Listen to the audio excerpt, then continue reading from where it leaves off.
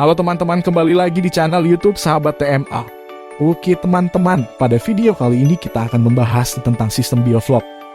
Apa itu sistem bioflok, kemudian keunggulan dan kekurangannya, dan hal-hal yang harus diperhatikan dalam budidaya sistem bioflok. Tapi sebelum itu jangan lupa, bagi yang belum subscribe channel kami, ayo segera subscribe karena subscribe itu gratis, dan jangan lupa nyalakan lonceng notifikasinya agar kalian tidak ketinggalan video-video terbaru dari kami. Selain memiliki prospek yang bagus untuk dikembangkan, budidaya ikan nila bioflok saat ini mulai banyak dicoba dan dikembangkan. Mengapa begitu? Ikan nila menjadi komoditas yang memiliki banyak potensi dan permintaan. Penggunaan kolam bioflok menjadi salah satu alternatif agar mendapatkan hasil yang lebih maksimal. Maka dari itu, jika Anda ingin mencoba membudidayakan ikan nila dengan sistem bioflok, harus memahami kualitas budidaya secara bioflok. Ikan nila merupakan jenis ikan yang banyak dikonsumsi oleh masyarakat Indonesia. Ikan nila merupakan jenis ikan untuk konsumsi dan hidup di air tawar.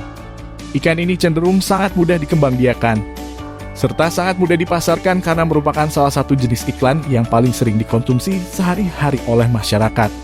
Dengan teknik budidaya yang sangat mudah, serta pemasarannya yang cukup luas, sehingga budidaya ikan nila sangat layak dilakukan, baik skala rumah tangga maupun skala besar atau perusahaan. Apa itu bioflok? Bioflok sendiri berasal dari kata bios yang artinya kehidupan, dan flok gumpalan. Jadi bioflok adalah kumpulan dari berbagai organisme bakteri, jamur, alga, protozoa, cacing, dan lain-lain yang tergabung dalam gumpalan flok. Bioflok dapat terbentuk jika ada 4 komponen, yaitu sumber karbon, bahan organik dari sisa pakan, dan kotoran ikan, bakteri pengurai, dan ketersediaan oksigen. Terbentuknya bioflok terjadi melalui pengadukan bahan organik oleh aerasi supaya terlarut dalam kolam air untuk merangsang perkembangan bakteri-bakteri baik pembentuk flok, sehingga bakteri yang menguntungkan akan berkembang biak dengan baik. Bakteri-bakteri ini akan membentuk konsorsium dan terjadi pembentukan flok. Hasilnya kualitas air menjadi lebih baik dan bahan organik didaur ulang menjadi flok yang dapat dimakan oleh ikan. Manfaat dan keunggulan budidaya nila bioflok. Ada banyak keunggulan menggunakan teknologi bioflok ini yang bisa dirasakan dampaknya secara nyata. Pertama, produktivitas akan meningkat dengan masa pemeliharaan antara 3 hingga 6 bulan saja. Dengan catatan perawatan ikan dilakukan dengan baik dan benar. Hemat pakan karena penyerapan pakan lebih baik. Ini karena kotoran diubah lagi menjadi pakan. Limbah dan kotoran lebih sedikit sehingga menjadi lebih ramah lingkungan. Kondisi air lebih sehat karena cukup oksigen serta sisa pakan dan bahan organik lain dimanfaatkan sebagai hara pembentuk flok bakteri. Tidak bau karena kotoran ikan didaur ulang untuk jadi pakan oleh bakteri baik. Tidak perlu repot sering ganti air.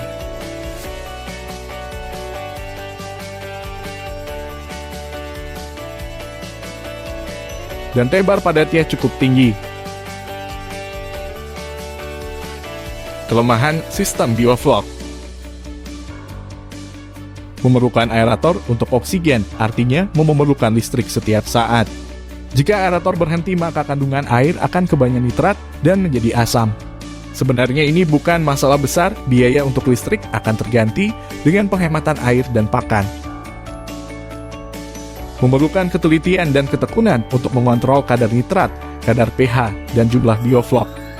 Apakah terlalu pekat atau tidak? Ini juga bukan masalah karena yang namanya usaha pasti butuh ketekunan dan kerja keras. Teknik ini cukup populer di kalangan peternak ikan nila dan lele karena dinilai mampu meningkatkan produksi panen lebih tinggi, menekan penggunaan lahan, dan lebih hemat air. Cara ini dinilai lebih ekonomis hingga menguntungkan bagi pebisnis ikan. Untuk proses budidayanya dibutuhkan kolam berbentuk bundar atau kotak dengan ketinggian minimal 1 meter. Pastikan kolam dalam kondisi steril dan memiliki saluran pembuangan dan masuknya air dengan aerasi lengkap. Aerasi merupakan penambahan oksigen ke dalam air dengan memancarkan air atau melewatkan gelembung udara ke dalam air.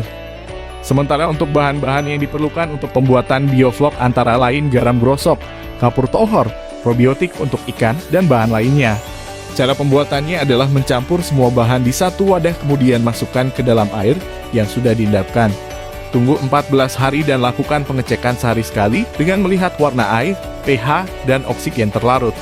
Sistem aerasi bisa mulai dioperasikan saat bahan dimasukkan agar mikroorganisme dapat bekerja secara optimal. Setelah 14 hari, bioflok umumnya telah siap digunakan. Masukkan ikan yang akan dibudidayakan. Perawatan sistem bioflok. Pengecekan dan penggantian air. Pada saat ikan sudah dalam kolam bioflok, lakukan pengecekan kualitas air minimal sebanyak 2 kali sehari. Apabila terdapat gumpalan vlog yang terlalu banyak atau air menjadi tidak sedap, maka diwajibkan untuk membuang air kolam sebanyak 30% dari jumlah kolam dan menggantinya dengan air yang baru. Jika sedari awal tebar benih air tidak mengalami gejala di atas, maka tidak perlu mengganti air hingga panen berlangsung. Inilah yang menjadi kelebihan dari sistem bioflok karena dapat menghemat air. Pemberian pakan.